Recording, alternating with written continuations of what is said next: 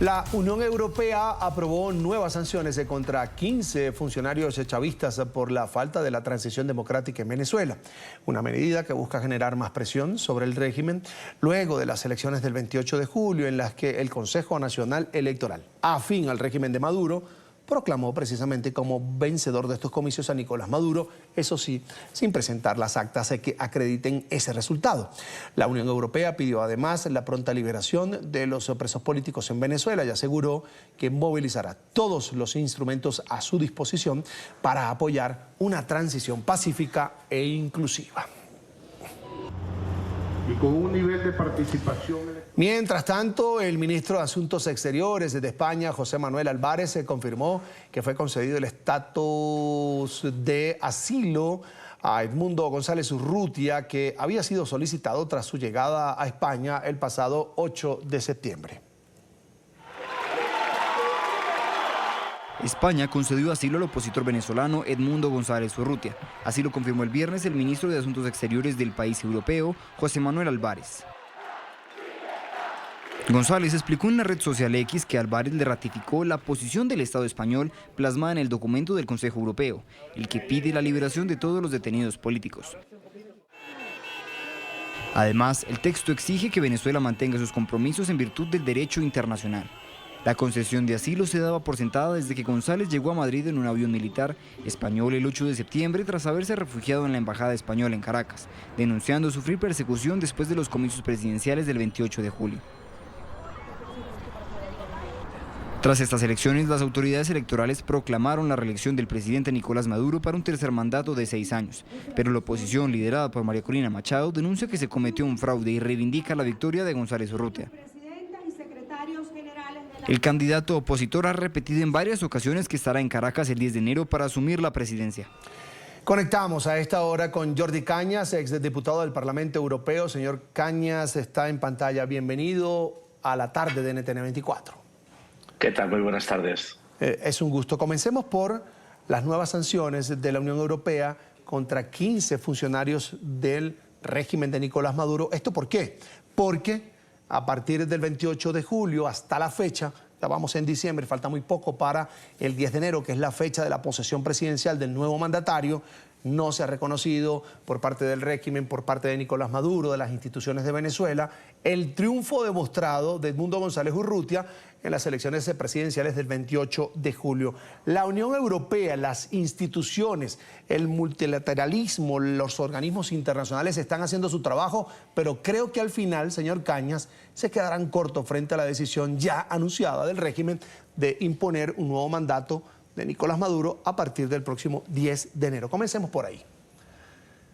Bueno, evidentemente estas nuevas sanciones a estos 15 funcionarios del régimen pues son un mensaje. Yo creo que quieren lanzar el mensaje de preocupación, como así manifestaban los 27 jefes de Estado y de Gobierno que se reunieron en Bruselas el pasado jueves y que trataron sobre el tema de Venezuela y que manifestaban la preocupación y manifestaban el compromiso nuevamente de la Unión Europea con el retorno de la democracia en Venezuela, ¿no? Pero realmente, más allá de las sanciones, hay pocos instrumentos, porque lo demás son, y yo creo que ya podemos ser claros, son brindis al sol. Es decir, el régimen de Nicolás Maduro hizo trampas en las elecciones, perdió las elecciones. A mí no me gusta hablar del opositor Edmundo, es el presidente Edmundo, porque ganó las elecciones. Y ganó las elecciones, pero el régimen pues hizo trampa, ha hecho trampas y probablemente el 10 de enero pues tomará posesión el presidente ilegítimo Nicolás Maduro, ¿no? Entonces, ¿qué alternativas hay además de reforzar las sanciones? Pues pocas más, porque realmente el régimen se ha mostrado absolutamente impermeable a las presiones internacionales, más allá de que después de las elecciones, pues aunque los 27 no han hecho algo que deberían hacer, que es reconocer al señor Edmundo como presidente legítimo de Venezuela, porque es que ganó las elecciones, aunque sí lo han hecho Estados miembros como Italia o como la propia España, que en sus cortes reconoció a Edmundo como presidente legítimo, pero los 27 no lo han hecho. Pero hay pocas maniobras, hay pocos instrumentos más, ¿no? Decían los 27 que iban a movilizar todos los instrumentos, pero es que realmente los instrumentos que se pueden movilizar más allá de las sanciones personales que son las que utiliza Europa. Europa no pone sanciones al país porque al final acabaría sufriendo a los ciudadanos, hace sanciones personales, a título personal. Pero más allá de eso y de la presión internacional y de dejar claro que en Venezuela se ha producido una vez más un fraude, pues poco más se puede hacer, ¿no? Desgraciadamente. ¿Cuál es su opinión sobre la posición de España, que ayuda a que Edmundo González Urrutia salga de Venezuela, perseguido, asediado por el régimen de Nicolás Maduro? Ahora vamos a hablar también de eso, que le otorga un asilo político, se formaliza hoy precisamente ese asilo político a Edmundo González Urrutia, pero no lo reconoce como presidente electo. Bueno, España no, su gobierno, porque las Cortes Generales, el Congreso aprobó por mayoría una resolución en la cual se instaba al gobierno de España a reconocer al señor Edmundo González como presidente. Por eso lo digo muchas veces, España es su gobierno y España son sus Cortes. Y las Cortes han reconocido, es como el Parlamento Europeo ha pedido que se reconozca a Edmundo González como presidente legítimo y el Consejo no lo ha hecho. Entonces, el Parlamento español ha pedido que se reconozca como presidente legítimo al señor Edmundo González y el gobierno de España no lo ha hecho. El gobierno de España, yo creo que tenemos que felicitar en el sentido humanitario, es decir, fue capaz de gestionar la salida del señor Edmundo González de Caracas y darle asilo político por la persecución del régimen. Pero claro, se da asilo político a alguien cuando su país es un país antidemocrático. Entonces, en paralelo, supongo que ustedes trataron las declaraciones que hizo el antiguo presidente del gobierno de España, el señor Zapatero, íntimo amigo del señor Maduro, diciendo que el señor Maduro había ganado muchas elecciones, que era una democracia Venezuela. Entonces, claro, es paradójico, ¿no? El gobierno de España reconoce que Venezuela es una dictadura porque persigue a sus opositores políticos y le concede el asilo político al señor Edmundo, ¿no? Pero en paralelo el gobierno de España no lo reconoce como presidente.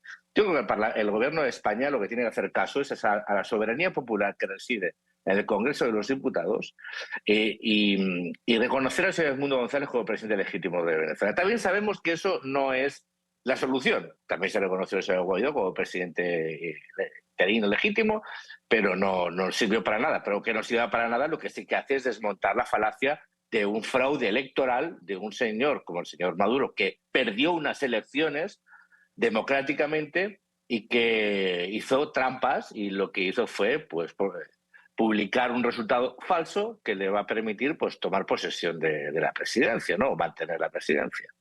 Pero yo creo que el gobierno de España está en la obligación, porque así lo han decidido la mayoría de sus representantes, que son los diputados españoles, a reconocer al señor Edmundo González como presidente legítimo, además, obviamente, de garantizarle su seguridad personal, concediéndole el asilo político. Una pregunta, señor Cañas. Si Edmundo González, que desde su exilio ahora mismo en España ha dicho voy a regresar a Venezuela el 10 de enero, regresa a Venezuela, ¿pierde el asilo político? No, en absoluto. No, el asilo político se obtiene. Lo que va a perder es la libertad, probablemente, desgraciadamente. O sea, el escenario que se puede dibujar es muy preocupante porque el señor Edmundo González decidió abandonar Venezuela probablemente iba a ser detenido y si vuelve, como así ha manifestado, para tomar posesión el 10 de enero, pues probablemente, ojalá me equivoque, será detenido, ¿no? Con lo cual eso va a abrir una situación muy compleja, porque, repito, una vez más, es que desgraciadamente y más allá de la voluntad, de los instrumentos que se pueden utilizar contra un régimen dictatorial que ya le da todo igual, ¿no? Es decir, ha aguantado las sanciones económicas de Estados Unidos, ha aguantado una diáspora, o la ha provocado de más de 7-8 millones de personas. Es decir, es un régimen que está encastillado, que está bunkerizado, que puede acabar como Al-Assad, ¿eh? Es decir, también pensaba todo el mundo que en Siria, y mire, al final las cosas a veces cuando se precipitan muy rápido, ¿no?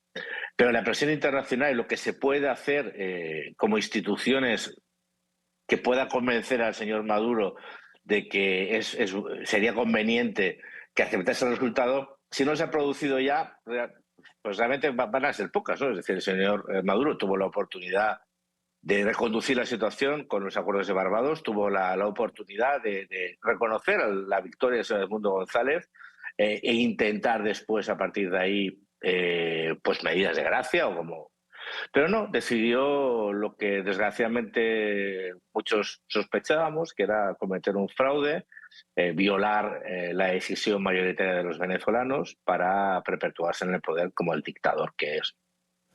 Y eso, desgraciadamente, lo que nos vamos a encontrar es con una situación que el próximo 10 de enero, pues ojalá no tengamos que estar hablando de la detención del señor Edmundo González y de su seguridad y de su vida, pero como vuelva a Venezuela es probable, ¿no? Lo que pasa es que el gobierno de España tendrá ahí sí una doble obligación, ¿no? Una doble obligación no solo por ser un opositor político que pueda ser detenido, sino que será una persona con asilo político en España y que por lo tanto el gobierno de España tiene que tener una especial protección sobre esa persona, ¿no? Pero bueno, el gobierno de España, ustedes saben que hay detenidos, hay presos políticos españoles y el gobierno de España no, como mínimo públicamente, no ha hecho nada por solventar su situación, ¿no? Por lo tanto, yo desconfío bastante de mi gobierno, desgraciadamente, porque no ha estado a la altura de las circunstancias.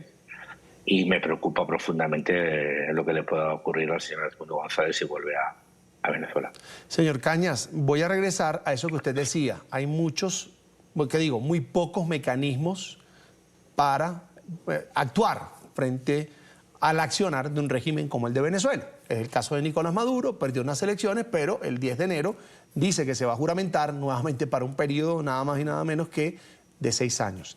¿Qué pasaría si el día de mañana en España, pongamos un ejemplo hipotético, Vox, que es la tercera, cuarta fuerza política del país, sin pasar por los mecanismos legales de cómo se llega al Ejecutivo, pasa en este caso a tomarse el Palacio de Gobierno y se autodenomina como presidente del gobierno español? ¿Qué pasaría en España, por ejemplo? Bueno, mire, no hay que irse muy lejos, no hay que poner a Vox. No, en Cataluña, por ejemplo, hubo movimientos independentistas que declararon la independencia de una parte del territorio y fueron detenidos y puestos a disposición judicial. Es decir, es que cuando el Estado de Derecho funciona, el problema es que en Venezuela no hay Estado de Derecho. No hay Estado de Derecho porque el gobierno dictatorial del señor Maduro, en su momento el señor Chávez, pues lo que hicieron fue cooptar las instituciones democráticas, cooptar la justicia, cooptar sobre todo al ejército y ponerlos de su lado. Es decir, la justicia nombrar a jueces afines o directamente teledirigidos, todos en las Cortes Supremas, en el Consejo Nacional Electoral, todos los instrumentos judiciales. Y después en el ejército, pues comprar el apoyo de los altos mandos. Y con eso, pues no se convierte en un dictador. Es decir, las dictaduras, en este caso, con una ficción de democracia, ¿no? Es decir, se quedan unas elecciones, pero bueno, en Cuba se vota también, y en Corea del Norte se vota. O sea, es que a veces confundimos, las dictaduras no se votan, ¿no? En las dictaduras muchas veces se vota, pero está todo amañado. El caso es que el señor Maduro estaba amañado, pero era tal el descrédito que tiene la población venezolana que perdió las elecciones. Pero bueno, como las perdió, pues las amañó y se quedó tan pancho. ¿Por qué? Porque controlaba al Poder Judicial y controlaba al Ejército. En otro país, pues probablemente, como pasó, acuérdense, no soy exactamente un paralelo, pero lo que pasó en Corea del Sur, ¿no? El presidente el presidente de la República proclamó el estado de excepción, sacó a las tropas y ha acabado detenido y las tropas actuaron y defendieron la legalidad. Es decir, es lo que pasa en las democracias, ¿no? Las democracias, las de verdad, tienen mecanismos para evitar los golpes de Estado que se provocan desde dentro, ¿no? Eso en Venezuela ahora mismo es impensable. Es impensable, impensable. Pues impensable, el Poder Judicial no va a hacer nada, o sea, el Poder Judicial al revés, ha dado la razón, el Consejo Nacional Electoral ha dado la razón, la justicia ha dado la razón a las pretensiones del señor Maduro, validando su fraude. ¿Por qué? Porque está controlado. O sea, son tentáculos de un régimen dictatorial. Entonces no confundamos, una democracia no es tener elecciones, una democracia no es tener división de poderes, es cuando realmente esa división de poderes es real y cuando los organismos son independientes y cuando uno pierde las elecciones, por mucho que diga que las ha ganado, sale el Consejo Nacional Electoral y dice, mira, perdone, usted ha perdido las elecciones y no vamos a permitir que usted haga trampa y viole la voluntad sagrada de los electores venezolanos que decidieron que su presidente sea Edmundo González, ¿no? Y eso, desgraciadamente, en Venezuela no pasa porque en Venezuela no hay una democracia, no hay un Estado de Derecho como tal, y es un absurdo que, por ejemplo, los 27 apelasen a que el gobierno de Venezuela cumpliese sus compromisos internacionales el gobierno de Venezuela incumple la propia Constitución venezolana y viola la ley. Es un poco infantil, un poco ingenuo. En pantalla, Jordi Cañas, exdiputado del Parlamento Europeo, a quien le agradezco mucho por haber compartido con nosotros estos minutos. Señor Cañas, será hasta la próxima. Buenas noches para usted. Muy buenas noches, gracias a ustedes. Hasta pronto.